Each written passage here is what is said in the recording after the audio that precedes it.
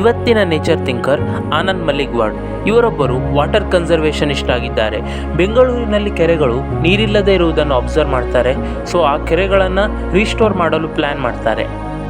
ಮೊದಲನೇದಾಗಿ ಇವರು ಕೆರೆಗಳನ್ನು ಕ್ಲೀನ್ ಮಾಡ್ತಾರೆ. ಹಾಗೆ ಕೆರೆಗಳ ಸುತ್ತ ನೇಟಿವ್ ಪ್ಲ್ಯಾಂಟ್ಸ್ಗಳನ್ನು ಗ್ರೋ ಮಾಡ್ತಾರೆ. ಇವರು ಸುಮಾರು 20ಕ್ಕೂ ಹೆಚ್ಚು ಕೆರೆಗಳನ್ನು ಕ್ಲೀನ್ ಮಾಡಿದ್ದಾರೆ.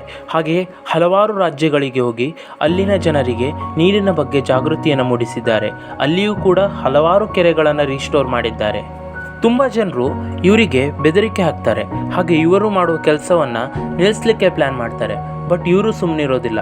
ಅದನ್ನೆಲ್ಲದನ್ನು ಸಾಲ್ವ್ ಮಾಡ್ತಾ ಬಂದು ಕೆರೆಗಳನ್ನು ಸಂರಕ್ಷಿಸಿದ್ದಾರೆ. ಇವರ ಈ ಸಾಧನೆಯಿಂದ ಇವರನ್ನು ಲೇಕ್ ಮ್ಯಾನ್ ಆಫ್ ಇಂಡಿಯಾ ಎಂದು ಕರೆಯುತ್ತಾರೆ.